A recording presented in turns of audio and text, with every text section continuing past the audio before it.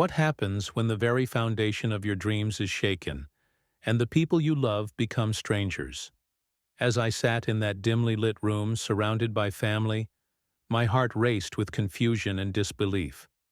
My sister's voice cut through the air like a knife. "She's just passing through." But in that moment I felt the weight of my choices pressing down on me.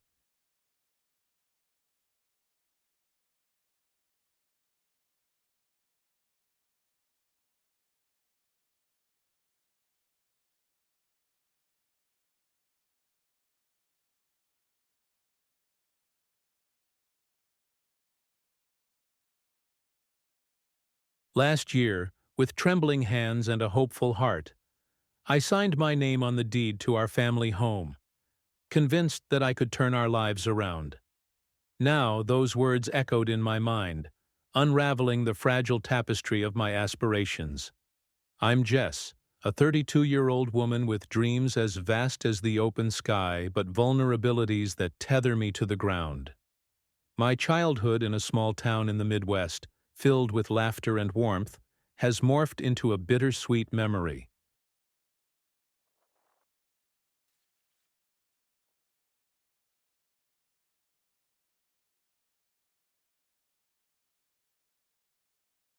I've always been the caretaker, the one who puts others' needs before my own, yet deep inside, I grapple with feelings of inadequacy.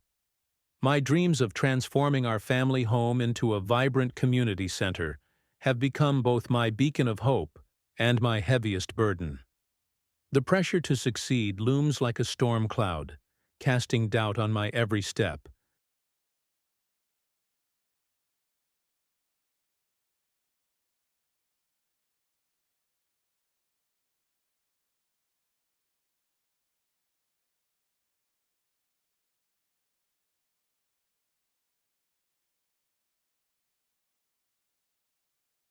The setting is a picturesque yet fading neighborhood, where the houses wear the scars of time and the streets hum with the memories of laughter and despair.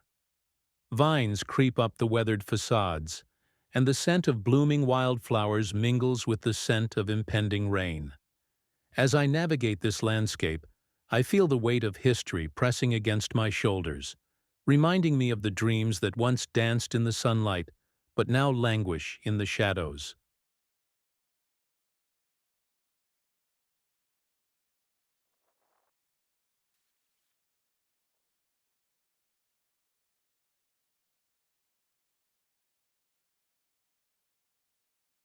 The main conflict emerges starkly.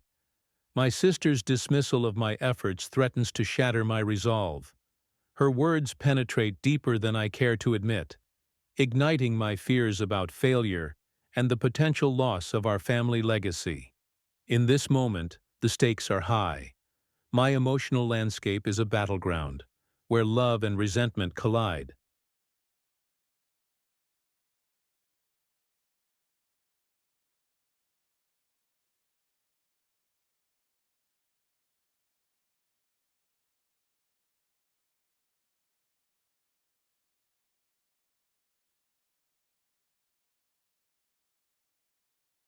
The question lingers: can I transform this house, this family, and ultimately myself, or will the past swallow me whole?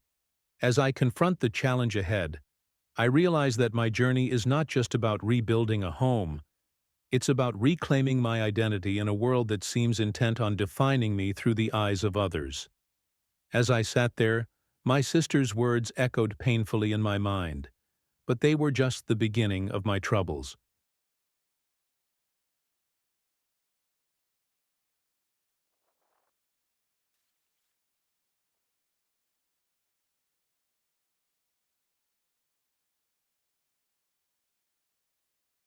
The community center I envisioned was not just about rebuilding a building, it was about resurrecting hope in a neighborhood that had long given up on itself.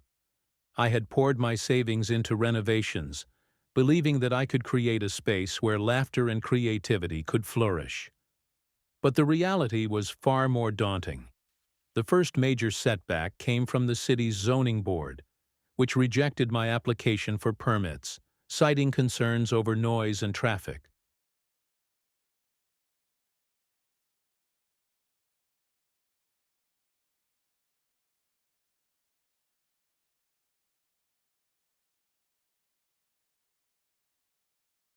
It felt like a punch to the gut, and I found myself sitting at the kitchen table, staring blankly at the blueprints that had once filled me with excitement.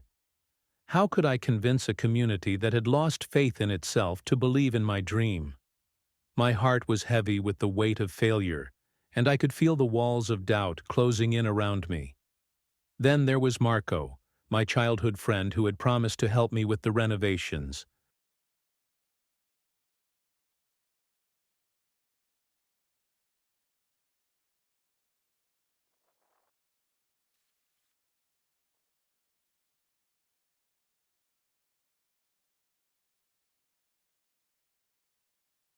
Once enthusiastic, he now seemed distant, caught up in his own struggles. I could sense his frustration boiling beneath the surface, especially when I asked for his input on design choices.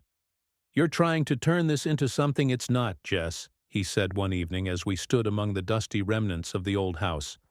"You're not going to change this place overnight." His words stung, each one a reminder of my own fears.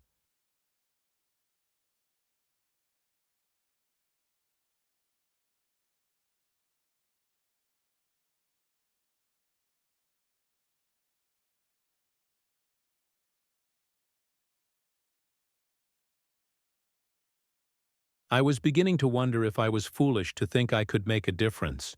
But it wasn't just Marco. My mother, once my biggest supporter, had grown increasingly skeptical.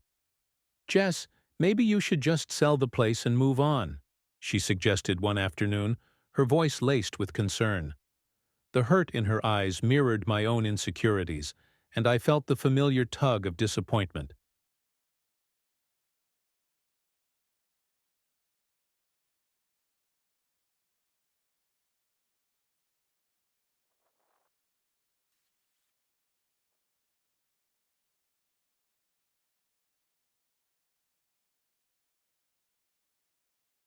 Was I really just chasing an impossible dream? As these challenges mounted, my initial reaction was anger and denial. I wanted to shout at them, to prove that I could succeed despite their doubts. But deep down, I felt the cracks forming in my resolve. Alone in the dim light of the house, I confronted my fears, my heart heavy with the weight of expectations, both from others and myself.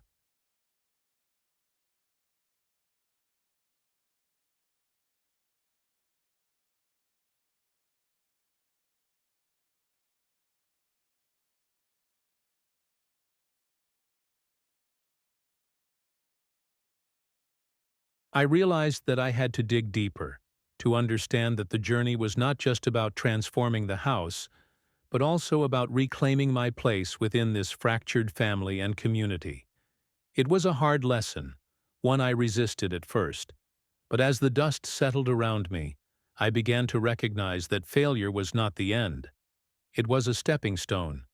Each challenge forced me to confront not only the physical barriers around me, but also the emotional walls I had built.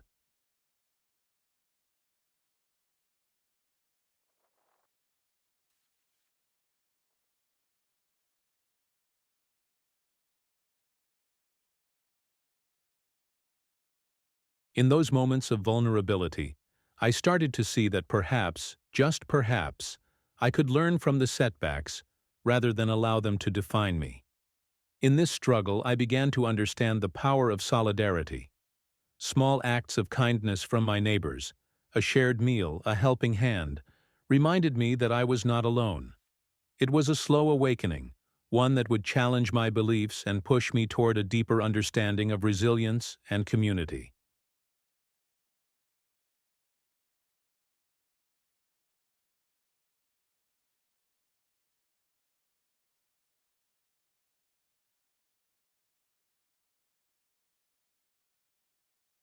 The stakes were high, and the journey ahead was uncertain, but I felt a flicker of hope igniting within me, urging me to keep pushing forward.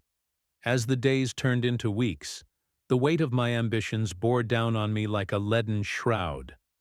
With the zoning board's rejection still fresh in my mind, I found myself grappling with a new, insidious challenge: betrayal.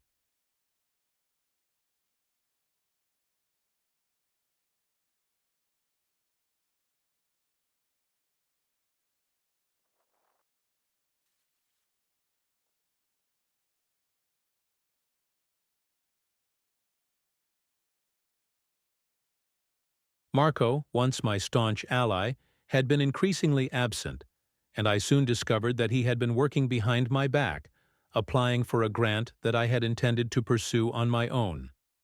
The news hit me like a thunderclap when I overheard him discussing the application with another friend at the local diner.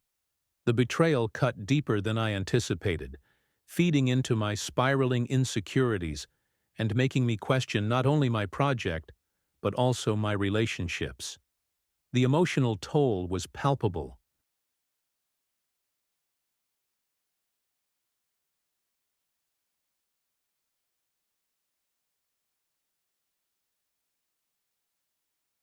I felt like a jigsaw puzzle with pieces missing, struggling against the rising tide of doubt. My mother's skepticism echoed in my ears, amplified by Marco's disloyalty. I found myself retreating into solitude, spending long nights staring at the blueprints that had once inspired me.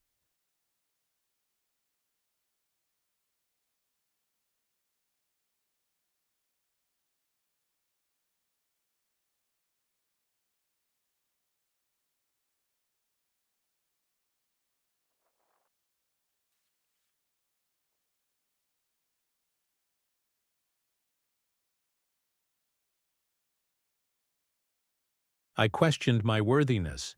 If I couldn't even trust my closest friend, how could I rally a community that had long given up? Each setback chipped away at my resolve, and I began to wonder if I had misjudged my own tenacity. Then came the financial blow.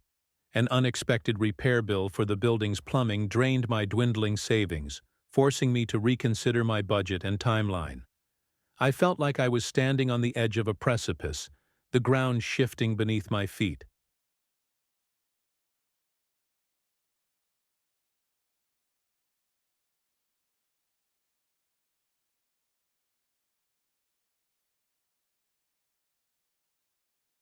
I was torn between the urgency of my dream and the stark reality of my situation. I could feel the walls closing in, and the idea of giving up became more alluring with every passing day. Would I be forced to accept defeat and sell the center before I even got a chance to breathe life into it? Throughout all this turmoil, my neighbors continued to surprise me.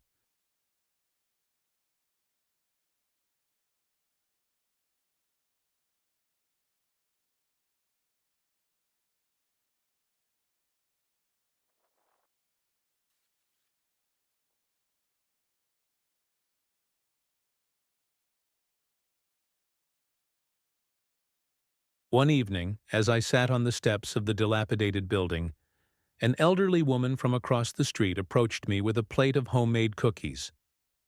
"You're not alone in this, dear," she said, her voice warm yet firm. Her simple act of kindness ignited something inside me, reminding me that I was part of a larger tapestry, a community that still held threads of hope. But even that flicker of solidarity was dimmed by my internal battles.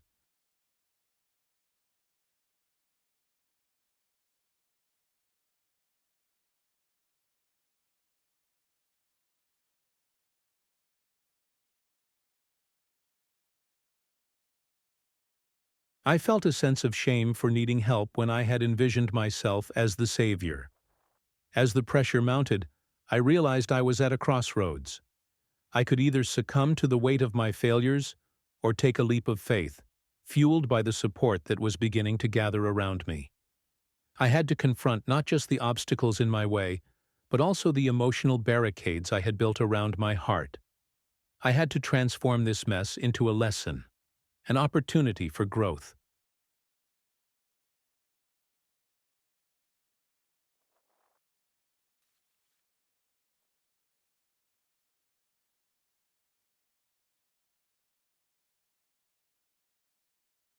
The journey ahead would be fraught with challenges, but I could feel a stirring within me, a determination to rise from the ashes of despair, to reclaim my vision and my place, not just for myself, but for the community I yearned to serve.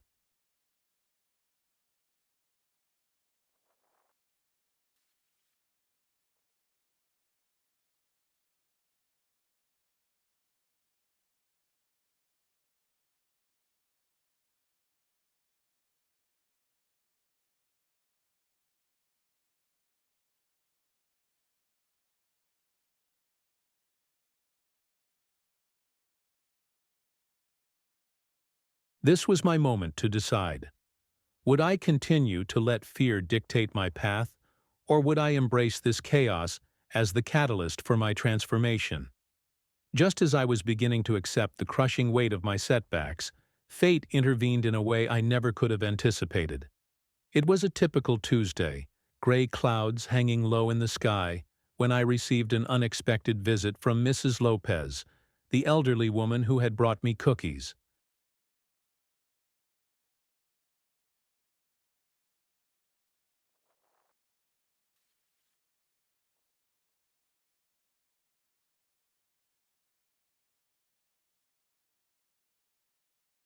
She appeared at my door, her eyes sparkling with an energy that belied her age. In her hands, she clutched a stack of papers, and I could tell from her demeanor that she had something important to share. "Dear, you have to see this," she said, her voice barely containing her excitement. She unfolded the papers, revealing a local grant opportunity specifically aimed at revitalizing community spaces.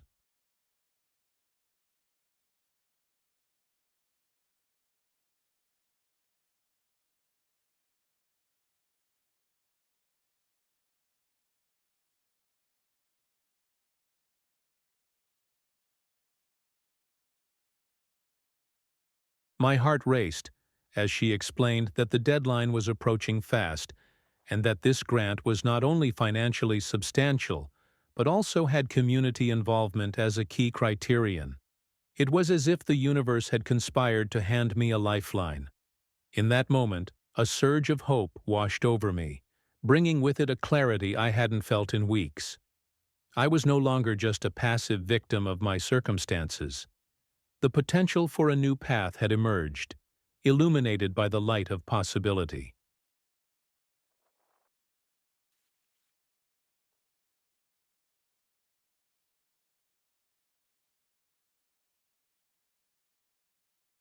I felt a rush of adrenaline as I realized that this was my chance to reclaim my vision, not just for myself, but for the community that had started to rally around me. The weight of betrayal and disappointment began to lift, transformed into a renewed sense of purpose. Mrs. Lopez's enthusiasm was infectious, and I found myself swept up in her vision for a community event that could accompany the grant proposal.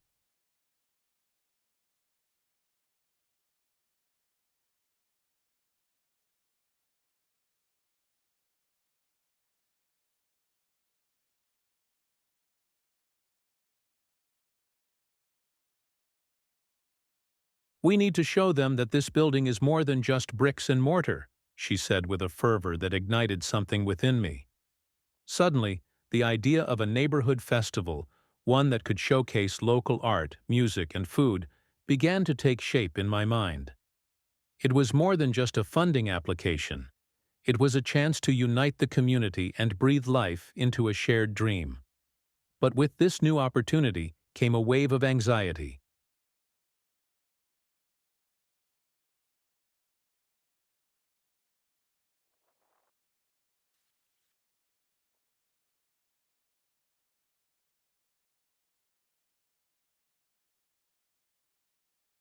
I couldn't shake the nagging thought of Marco's betrayal.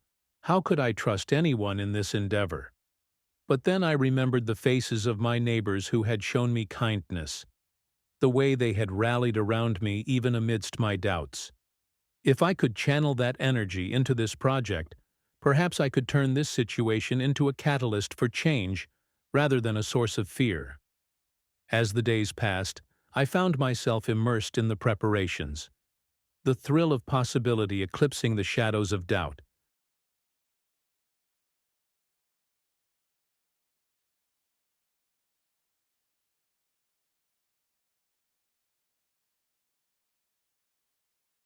I reached out to my neighbors, inviting them to brainstorm and contribute ideas. The once familiar walls of my isolation began to dissolve, replaced by discussions filled with laughter and creativity. I felt lighter, more empowered, and for the first time in weeks, I could envision the future I had once dreamed of for the community. This was my turning point.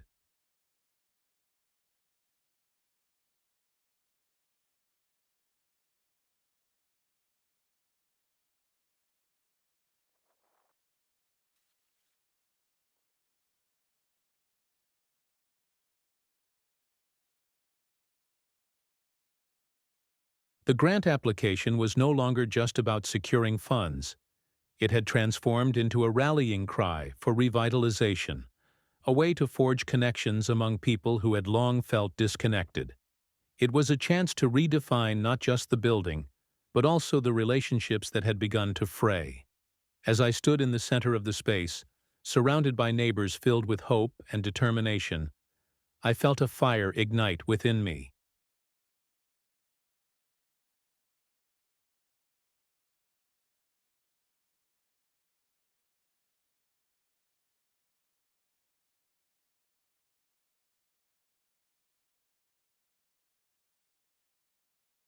I would face whatever challenges came next, not as a solitary figure, but as part of a community that had begun to believe in itself again.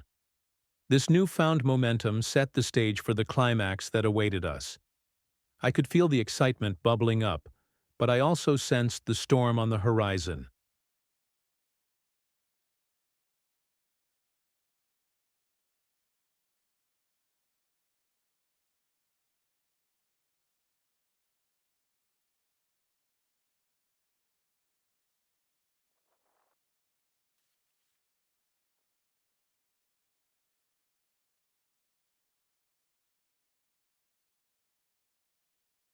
Would my efforts be enough to secure the grant? Would the community unite behind this vision, or would old wounds resurface and threaten to tear us apart? The answers lay ahead, but one thing was certain. I was no longer willing to let fear dictate my path. I was ready to rise, to fight for my dream, and to embrace the chaos as the catalyst for my transformation. The day of the community festival had finally arrived, and with it, the weight of expectation hung heavy in the air.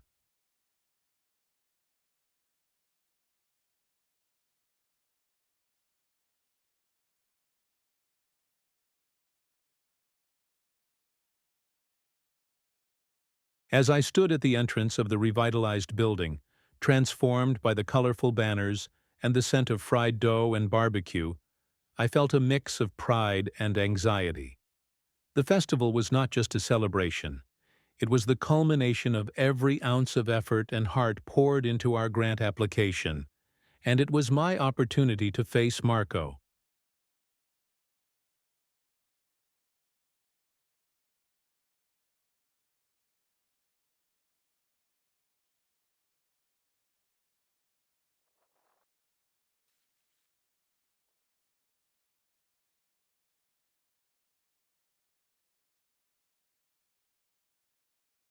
For weeks, I had poured my soul into organizing this event, drawing on the strength and creativity of my neighbors, who had become more than just acquaintances. They were my allies, yet I couldn't shake the fear that loomed over me like a gathering storm. Marco's betrayal still echoed in my mind, a reminder of how easily trust could be shattered. I could sense that he would be present today, eager to witness the very community he had tried to undermine.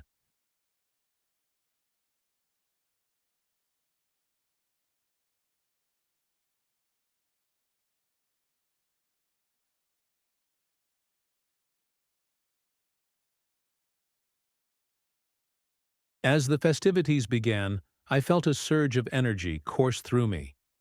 The laughter, the music, the clinking of glasses, it was a symphony of resilience. But amid the joy, my gaze kept flickering toward Marco, who stood apart from the crowd, an inscrutable expression on his face. I had thought about confronting him, but fear gripped me.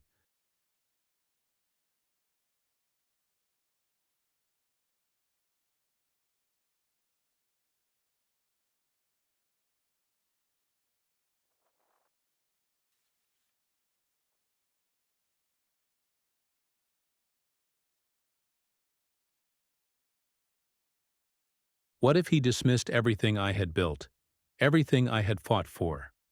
Then, as if the universe was testing me, I caught sight of him weaving through the crowd, heading straight for me. My heart raced. When he reached me, I saw the familiar smugness shadowed by something else. Curiosity, perhaps? "I never thought you'd actually pull this off," he said, an edge of condescension in his voice.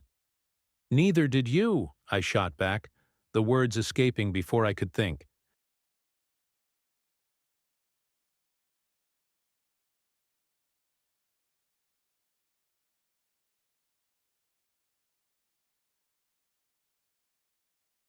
The truth was, I was terrified.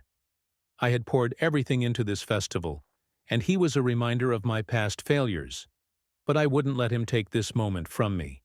This wasn't just about the grant. It was about reclaiming my narrative, standing firm against the ghosts of betrayal. "Why are you here, Marco?" I asked, my voice steadying as I took a step closer.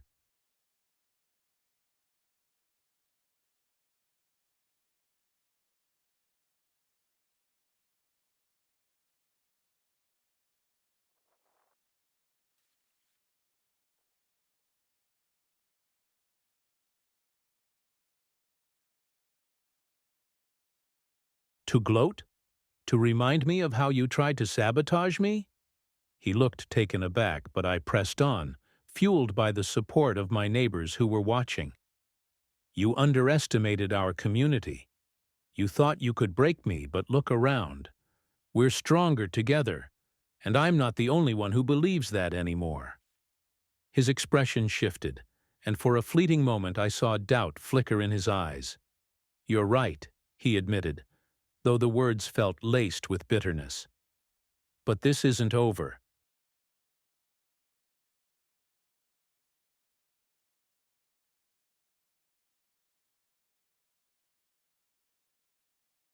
"You may have your festival today, but the game's not finished." I felt a rush of defiance. "Then let's make it a game worth playing. I'm not backing down, not now, not ever." With that, I turned my back on him, feeling the support of my neighbors surge like a tide behind me. I could hear their laughter, their cheers. It was a cacophony of solidarity that drowned out the doubt that had once plagued me.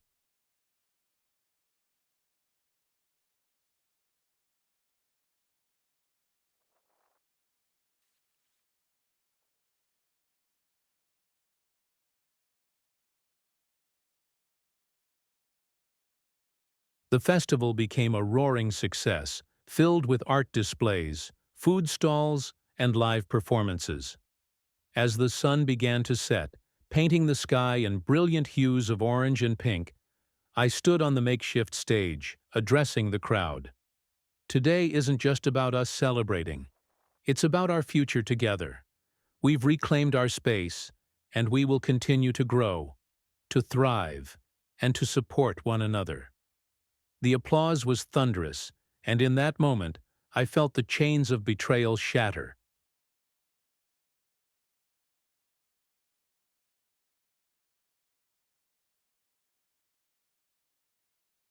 I had faced my greatest challenge, not just in confronting Marco, but in overcoming the fear he represented. I had learned that trust could be rebuilt, that strength was rooted in community, and that my journey was just beginning. As I looked out at the faces of my neighbors, people I had grown to love and respect, I realized that this festival was more than a celebration. It was a declaration of our resilience.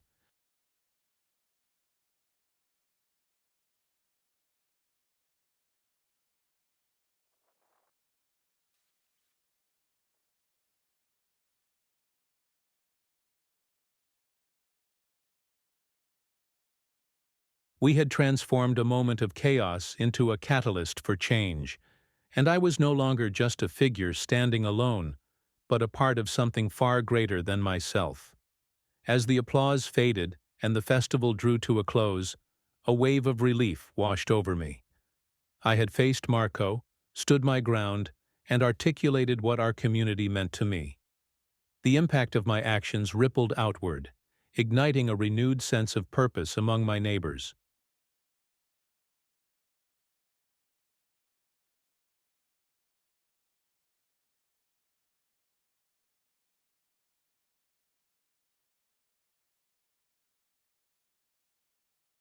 I saw it in their smiles, the way they engaged with one another, and the pride they took in our shared achievement. The festival had created a bond that transcended our individual struggles, and I felt an exciting shift in the air. A community revitalized. In the days that followed, our small town buzzed with conversations sparked by the festival.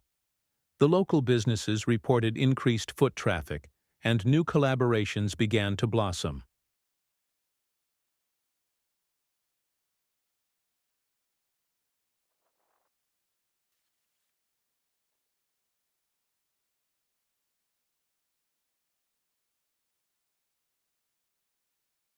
I even found myself in discussions with a few local artists about starting a monthly market, a space for creativity and connection that would invite even more people to join our journey.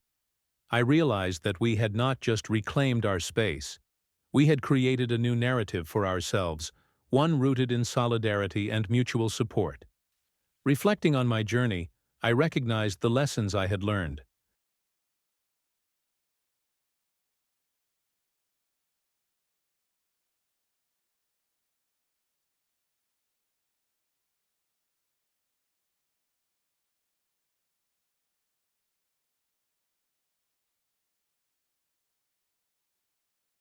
I had entered this fight with fear and uncertainty, haunted by Marco's betrayal, but I emerged stronger, embracing my vulnerability as a source of power.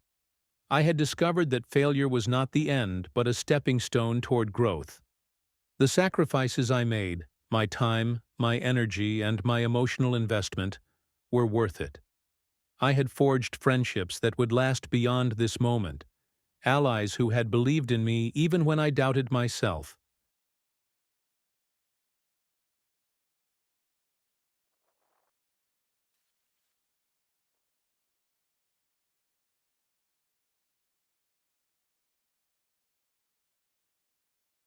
As I walked through the revitalized streets, I saw familiar faces, neighbors who had once been strangers, now friends bound by shared experience.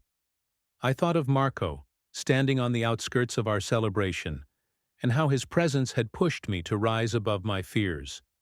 I no longer felt anger toward him. Instead, I found a strange sense of gratitude. His actions had catalyzed my transformation, forcing me to confront my insecurities and embrace my strength.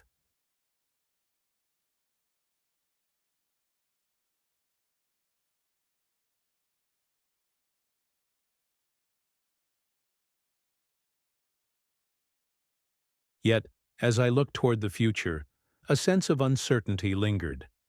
The festival had been a triumph, but I knew that challenges would continue to arise.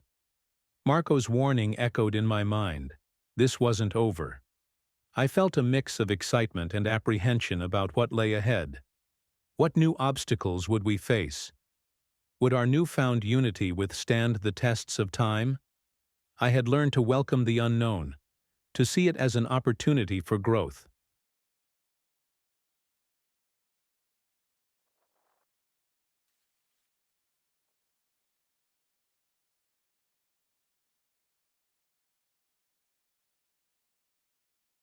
My heart swelled with hope as I realized that while I couldn't predict the future, I could shape it with the people around me.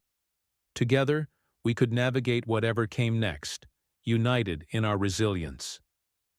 I took a deep breath, feeling the warmth of the sun on my face and the laughter of my neighbors surrounding me. The story was far from over. It was only just beginning. What would this next chapter hold? As I stood there, I couldn't wait to find out.